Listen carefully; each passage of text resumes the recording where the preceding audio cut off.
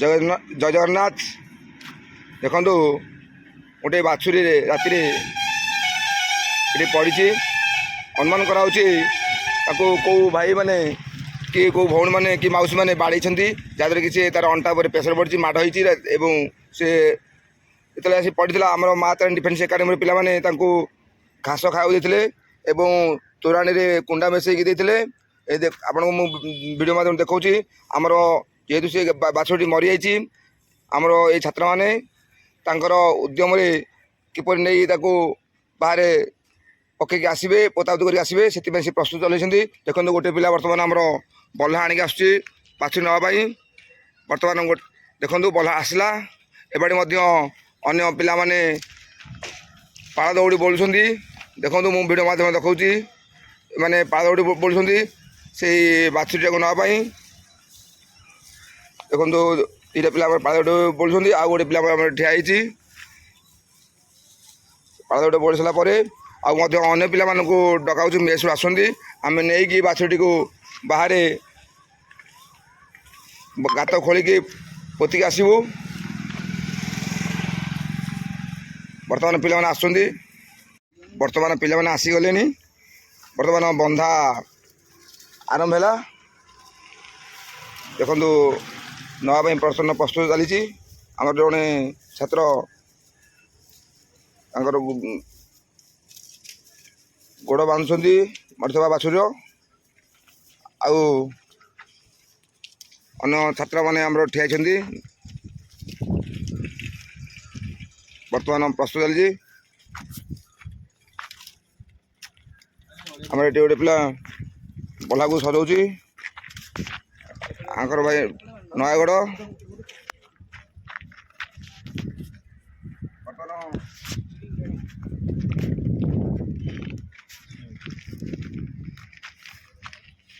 ବଲାଣ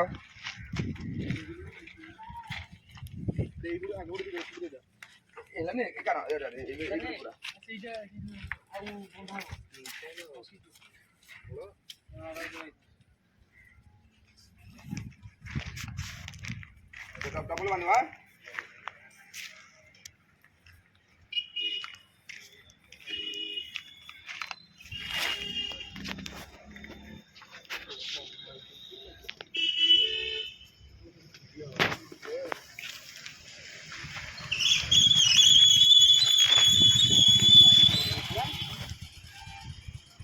ରାତିରେ ପୁରା କିଏ ବାଡ଼େଇକି ମାନେ ବାଡ଼ି ଦେଇଛି, କିଏ ଆସିକି ପଡ଼ିଛି। ଆମ ପିଲାମାନେ ଖାଇବା ପିଇବାକୁ ଦେବେ, ଘାସ ଦେବେ, ଦେବେ, ସକାଳେ ରାତିଯାକ ସେବା କରୁଛନ୍ତି। ସକାଳେ କ'ଣ କରାହବ?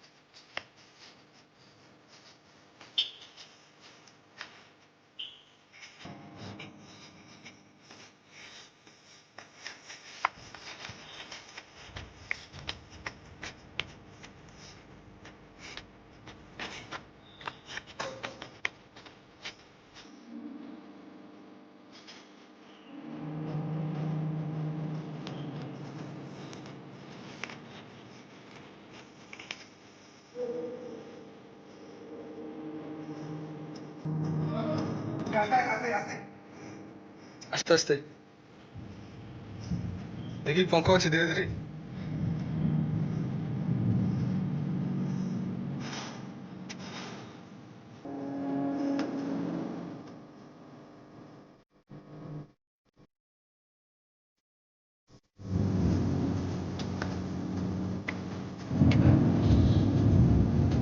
দেখি ধীরে ধীরে।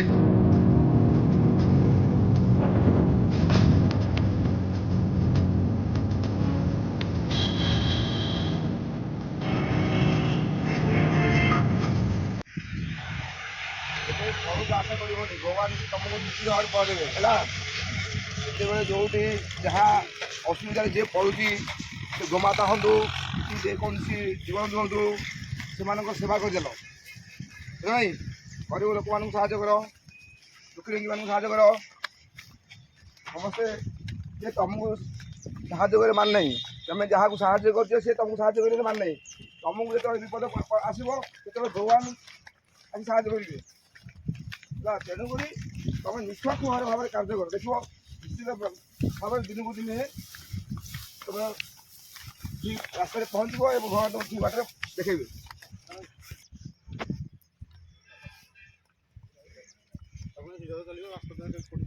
ବର୍ତ୍ତମାନ ଏଇ ଯେଉଁ ପିଲାମାନେ ନେଉଛନ୍ତି, ସେ ପିଲାମାନେ ବର୍ତ୍ତମାନ ଡିଫେନ୍ସ ଏକାଡେମୀରେ ଅଛନ୍ତି। ଡିଫେନ୍ସ ଏକାଡେମୀ ନାଁ ହେଉଛି ମା ତାରିଣୀ ଡିଫେନ୍ସ ଏକାଡେମୀ। ସେମାନେ ଓଡ଼ିଶା ଏବଂ ଭାରତର ଯେକୌଣସି ସ୍ଥାନରେ ସେଣ୍ଟ୍ରାଲ ଗଭର୍ଣ୍ଣମେଣ୍ଟ ହେଉ କି ଷ୍ଟେଟ୍ ଗଭର୍ଣ୍ଣମେଣ୍ଟ ହେଉ, ଡିଫେନ୍ସରେ ଚାକିରି କରିବା ପାଇଁ ପ୍ରସ୍ତୁତ ହେଉଛନ୍ତି। ସେମାନଙ୍କର ସେବା ବର୍ତ୍ତମାନ ଆଜି ପାଇଁ ଯାହା କଲେ ଅତୁଳନୀୟ। ମୁଁ ଆଶା କରୁଛି ଭଗବାନ ତାଙ୍କୁ ଇଏ ଯେଉଁ ଲକ୍ଷ୍ୟ ନେଇକି ଆସୁଛନ୍ତି କାମ କରିବା ପାଇଁ, ସେ ଲକ୍ଷ୍ୟରେ ପହଞ୍ଚାଇବେ। ମୁଁ ଏତିକି ଜଗନ୍ନାଥଙ୍କ ପାଖରେ ପ୍ରାର୍ଥନା କରୁଛି, ତାଙ୍କ ଲକ୍ଷ୍ୟ ପୂରଣ କରନ୍ତୁ। ସେ ମଧ୍ୟ ଏମିତି ସେବା କରୁଛନ୍ତି, ସେ ଦେଶ ମାତ୍ର ସେବା କରିବା ପାଇଁ ସୁଯୋଗ ପାଆନ୍ତୁ। ରହିଲି, ଜୟ ଜଗନ୍ନାଥ, ଜୟ ଜଗନ୍ନାଥ। ବର୍ତ୍ତମାନ ବାଛୁରୀଟିକୁ ଆମେ ଆଣି ଯେଉଁ ଜାଗାରେ ପୋତିବା କଥା ସେ ଜାଗାକୁ ଆସି ପହଞ୍ଚିଗଲୁ। ବର୍ତ୍ତମାନ ପିଲାମାନେ ଧରିଛନ୍ତି, ଆମର ବର୍ତ୍ତମାନ ଖୋଳା ହେବ, ଖୋଳା ହେଇକି ପୋତା ହେବେ। ଗୋମାତାକୁ ଆମେ ଏଇଠି ପୋତିକି ରଖିବୁ। ଏବଂ ଯେଉଁ ପିଲାମାନେ ଆମର ଏଠି ଆସିଛନ୍ତି, ସେ ହେଉଛନ୍ତି ଏଇ ଡିଫେନ୍ସ ଏକାଡେମୀର ଛାତ୍ର, ମା ତାରିଣୀ ଡିଫେନ୍ସ ଏକାଡେମୀ ଛାତ୍ର। ସେମାନଙ୍କର ସାହାଯ୍ୟ ସହଯୋଗରେ ଏ ଅଞ୍ଚଳରେ ଯେତେବେଳେ କେଉଁଠି ଗାଈ ଗୋରୁ ମରୁଛନ୍ତି, ସେମାନେ ତାଙ୍କୁ ଆଣିକି ଯେ ଜାଗାରେ ଭଲ ଜାଗା ଦେଖିକି ପୋତା ହେଉଛି ଏବଂ ସେମାନେ ଏହି କାମରେ ସାହାଯ୍ୟ ବି କରୁଛନ୍ତି। ଭଗବାନଙ୍କ ପାଖରେ ମୁଁ ପ୍ରାର୍ଥନା କରୁଛି, ସେ ଯେପରି ସାହାଯ୍ୟ କରୁଛନ୍ତି ବିଭିନ୍ନ ପ୍ରକାର ସମାଜର ବିଭିନ୍ନ ପ୍ରକାର ଉନ୍ନତିମୂଳକ କାର୍ଯ୍ୟରେ, ଭଗବାନ ତାଙ୍କୁ ସେମିତି ସାହାଯ୍ୟ କରନ୍ତୁ। ସେ ଯେଉଁ କାମ ପାଇଁ ଏଠି ଆସିଛନ୍ତି, ଯେଉଁ ଡିଫେନ୍ସ ଜଏନ୍ କରିଛନ୍ତି, ସେମାନଙ୍କର ଦେଶ ମାତୃର ସେବା କରିବା ପାଇଁ, ସେ ରାଜ୍ୟରେ ହେଉ କିମ୍ବା ଦେଶରେ ହେଉ, ଭଗବାନ ତାଙ୍କୁ ସେମିତି ଯେକୌଣସି ସ୍ତରରେ ଗଭର୍ଣ୍ଣମେଣ୍ଟ ଜବ୍ ଦିଅନ୍ତୁ। ସେ କେନ୍ଦ୍ରରେ ହେଉ କି ରାଜ୍ୟରେ ହେଉ, ଗୋଟେ ଡିଫେନ୍ସ ଜବ୍ ଦିଅନ୍ତୁ। ଏତିକି ମୁଁ ଭଗବାନଙ୍କୁ ପ୍ରାର୍ଥନା କରୁଛି। ରହିଲି, ଜୟ ଜଗନ୍ନାଥ।